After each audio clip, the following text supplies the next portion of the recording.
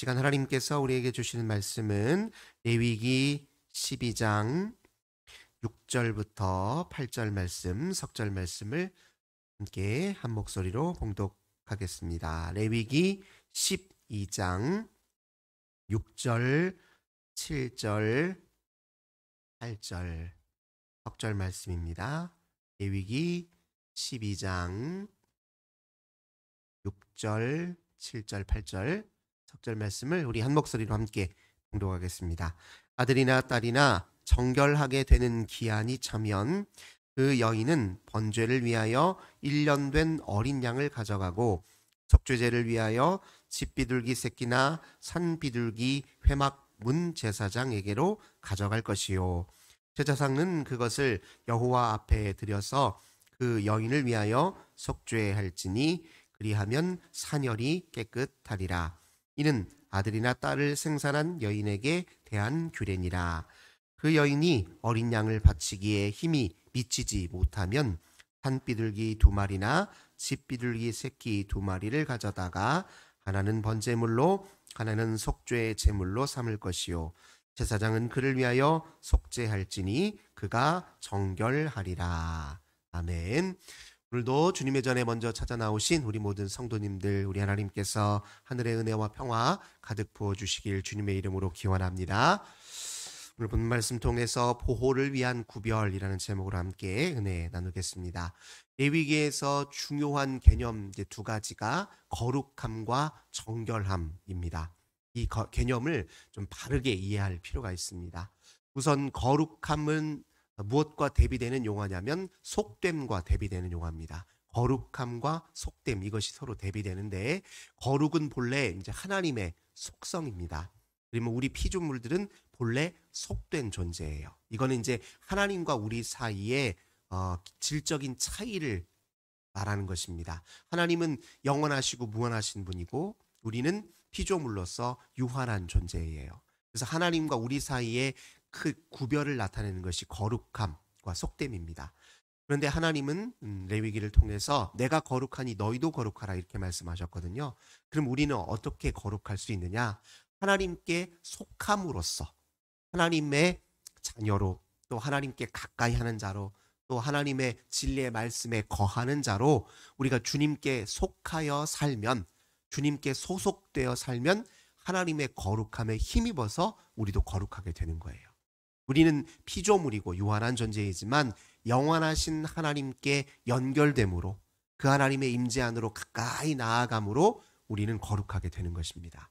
이렇게 거룩함과 속됨을 이렇게 구별하셔야 돼요. 거룩함과 속됨의 레위기의 구별의 핵심이 여기에 있고요. 그 다음에 레위기에서 또 중요하게 다루는 것이 정결함입니다. 이 정하다라는 것과 반대되는 것은 부정하잖아요. 이 정함과 부정함은 다 누구와 관련된 거냐면 속된 우리 피조물에게 해당되어 있는 거예요. 거룩하신 하나님이 정하다 부정하다라는 말을 사용할 수 없어요. 속된 우리에게 정한 상태가 있고 부정한 상태가 있다는 것입니다. 근데 이 정함과 부정함을 우리가 잘 이해하셔야 되는데, 이 정결법에 관한 말씀이 레위기 10장부터 15장까지에 걸쳐서 설명이 되고 있는데, 주로 이제 이 정하다 부정하다 할 때 이 내용은, 특히 부정하다라고 말할 때 이 부정함은 사실 죄와는 직접적인 연관이 있는 게 아닙니다. 예를 들면 시체에 접촉해서 부정하게 되고, 또 여인이 그러니까 출혈을 할 때 한 달에 한 번씩 출혈을 하거나 또 출산을 할 때 나타나는 그 출혈 때문에 부정하게 되고, 또 피부병에 걸려서 부정하게 되고, 또 피부병과 접촉되어서 부정하게 되고, 이것은 다 죄와 근본적으로 상관없습니다. 이건 죄인을 일컫는 말이 아닙니다. 그러니까 예를 들면 우리가 코로나에 감염됐다고 감염된 사람을 죄인이라고 하지는 않잖아요. 근데 그 사람들이 이제 구별하는 근본적인 이유는 다른 사람의 감염을 막기 위한 공동체 보호를 위한 것이거든요. 그래서 예전에 이 율법이 쓰였을 당시에, 이 율법이 주어졌을 당시에 생활이 주로 어떤 생활이었습니까? 사막 생활이었잖아요. 이 율법은 이제 사막에 공동 생활을 하는 동안에 주어진 것인데, 공동체의 구별을 위한 그러니까 보호를 위한 구별 장치로 많이 쓰였던 것이에요. 그러니까 출혈이 있을 경우에는 감염의 위험이 있습니다. 감염의 위험으로부터 여인도 보호하고 동시에 공동체도 보호하는 거예요. 누가 피부병에 걸렸습니다. 이 피부병은 당연히 주변 사람들을 감염시킬 우려가 있기 때문에 일시적으로 이제 격리를 시킴으로써 공동체 전체를 보호하기 위한 수단이었죠. 근데 방점은 항상 어디에 있냐면 이 부정한 상태에 처해 있는 사람들을 이렇게 격리시켜서 소위 말해서 그 사람들을 공동체에서 배제시키는 데 목적이 있는 게 아니라 오히려 이 사람들이 하나님의 늘 은혜 안에 있으므로 또 하나님께 가까이 함으로 우리 모두는 늘 정한 상태로 있다라는 것을 확인하고 다시 공동체 안으로 복권시키는 것이 목적에 있습니다. 오늘 우리가 함께 읽었던 본문을 잘 보면요. 이 여인이 출혈을 함으로써, 그러니까 출산함으로써 부정한 상태가 되어 있는데 오늘 이야기를 잘 들어보면 목적은 결국 그 여인이 다 회복되어서 공동체 안으로 잘 유입될 수 있도록 도와주는 게 핵심이에요. 그러니까 오늘 등장하는 속죄 제사는 죄를 사하는 제사가 아니라 우리의 모든 정결함과 온전함은 다 하나님의 은혜 덕분입니다라는 것을 확인하는 차원에서 이 속죄 제사를 드리는 겁니다. 그래서 되게 섬세해요. 가난한 여인도 이런 제사 의식을 통해서 다시 공동체에 유입될 수 있도록, 그러니까 집 비둘기, 그러니까 부유하지 못한 사람은 소나 양이나 염소로 이런 제사를 드릴 수가 없잖아요. 그러니까 집 비둘기, 구하기 쉬운 것으로 제사를 드려서 그걸 확인하는 것입니다. 왜 이런 확인이 필요했냐면 사실은 이 세상은 죄로 인해서 오염된 세상이라는 거예요. 그래서 우리는 어쩔 수 없이 불가피하게 이 세상의 죄에 오염된 상태 때문에 늘 부정할 수밖에 없는 그런 존재라는 거예요. 그래서 우리는 하나님의 임재 앞으로 가까이 나아가려면 하나님의 특별한 은혜에 힘입지 않으면 그 임재 안에 머물러 있을 수 없다라는 것을 확인시켜주기 위해서 이걸 이제 정하다 부정하다 이런 구별을 하나님이 만드신 겁니다. 예를 들면 그러니까 코로나도 마찬가지인데요. 코로나 걸린 사람이 죄인은 아닙니다. 하지만 코로나 바이러스는 인류의 죄로 인해서 오염된 세상으로부터 비롯된 거예요. 제레미 리프킨이라고 하는 그 유명한 학자는요, 이 코로나 바이러스가 창궐하게 된 원인을 첫 번째 뭘로 꼽나냐면 기후 변화에서 찾습니다. 그러니까 다양한 곳곳에서 그러니까 이상 기후 현상이 나타났잖아요. 비가 많이 오는 것은 엄청나게 많은 비가 쏟아져서 홍수가 일어납니다. 비가 안 오는 것은 또 엄청나게 가뭄이 들어요. 그러니까 어디는 홍수로 비가 너무 많이 와서 날리고 어디는 비가 전혀 오지 않아서 날리거든요. 그러니까 이런 기후 변화는 결국 여러 가지 원인이 있지만 이산화탄소의 과다한 배출로 인해서 지구 온도 자체가 올라갔기 때문이라고 보고 있거든요. 근데 이산화탄소라는 건 다 인간이 자기 문명의 이기를 위해서 만들어낸 것이거든요.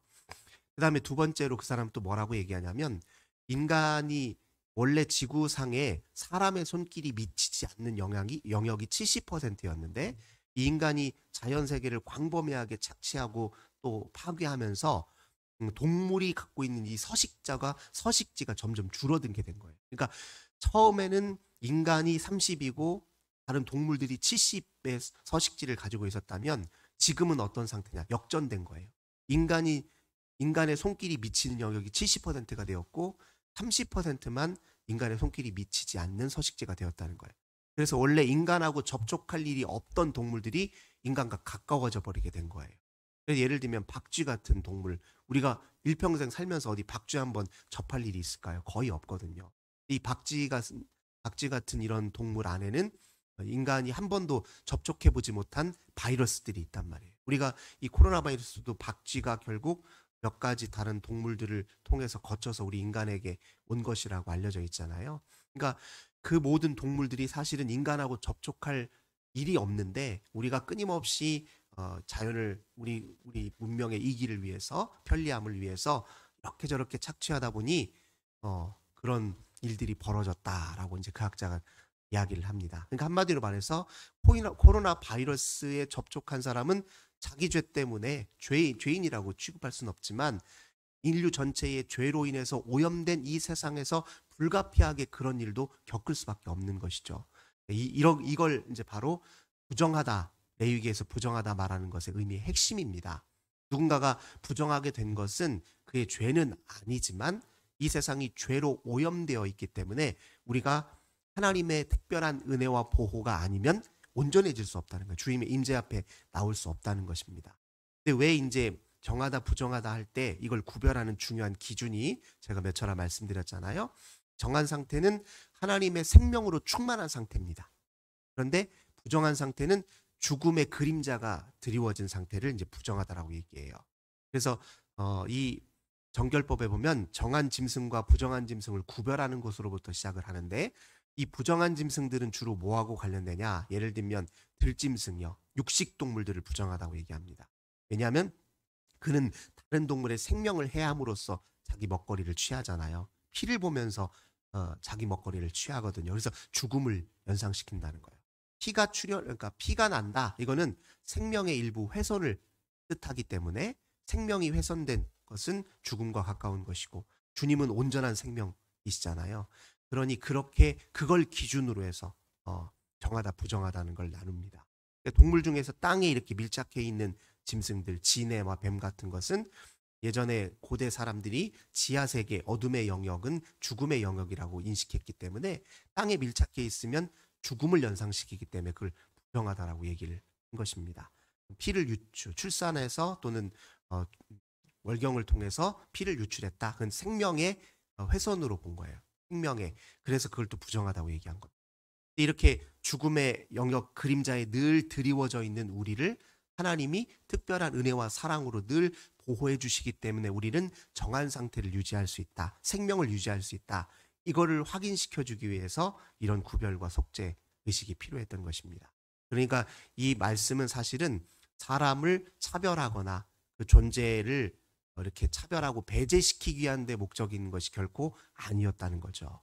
근데 이 말씀을 잘못 해석해서 우리가 예수님 당시의 유대교인들만 보더라도 부정한 여인들과는 마치 동물을 바라보듯 죄인을 취급하듯 이렇게 율법을 잘못 해석하게 되면 그런 일이 벌어지는 것입니다. 그래서 오랫동안 고통을 당하고 성경에 보면은 38년 동안에 또 긴 세월 동안에 출혈로 인해서 고통당하는 여인들을 유대교의 잘못된 율법을 잘못 이해한 사람들은 그 여인을 배제시키는 데 목적을 두고 있었지만, 원래 레위기의 그 정결법에 관한 말씀은 본뜻이 하나님의 보호를 기억하라. 하나님이 우리를 보호하시고 인도하시고 늘 함께 해주시기 때문에 우리는 은혜로 그분 앞에 충만한 생명에 충만한 임재 안에 머물러 살 수 있다. 이걸 가르쳐 주는 게 핵심이다. 우리가 그렇게 이해해야 될 것입니다. 근데 더 이상 이제 예수 그리스도께서 십자가 은혜로 우리를 이제 구속하신 이후에는 이렇게 육체적인 정함과 부정함에 대한 의식은 더 이상 필요 없습니다. 이제 우리는 뭐가 필요하냐면 영혼의 정결함에 신경을 쓰고 더 관심을 기울여야 됩니다. 예를 들면 베드로전서 1장 22절에 이런 말씀이 있습니다. 너희가 진리를 순종함으로 너희 영혼을 깨끗하게 하여 거짓이 없이 형제를 사랑하기에 이르렀으니 마음으로 뜨겁게 서로 사랑하라.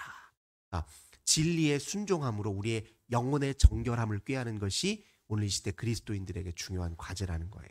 더 이상 뭐 육체적으로 부정하다 정하다 이런 것은 그리스도 안에서는 의미가 없습니다. 우리는 이제 진리에 온전히 머물러서 우리가 하나님께 속한 백성이라는 것을 끊임없이 확인하고 진리를 순종함으로 우리의 영혼을 정결하게 하는 일에 더 힘써야 된다. 말씀이 우리에게 가르쳐주고 있습니다.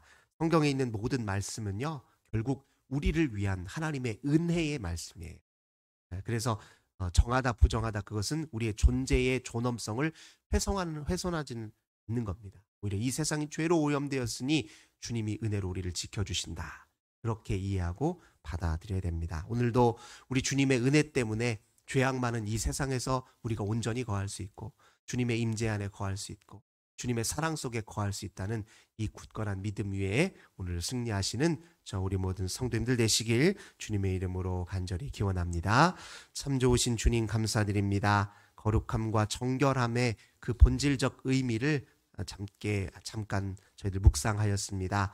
모든 말씀 속에 우리를 향한 깊은 하나님의 사랑이 배어 있음을 저희들 늘 깨닫습니다. 하나님은 생명으로 충만하신 분이고 끊임없이 우리로 하여금 이 오염되고 죄악된 이 세상에서 우리를 건지셔서 주님의 임재 안에 머물러 살도록 우리를 불러주시고 인도하시는 분임을 저희들 마음에 늘 새기며 살게 하옵소서.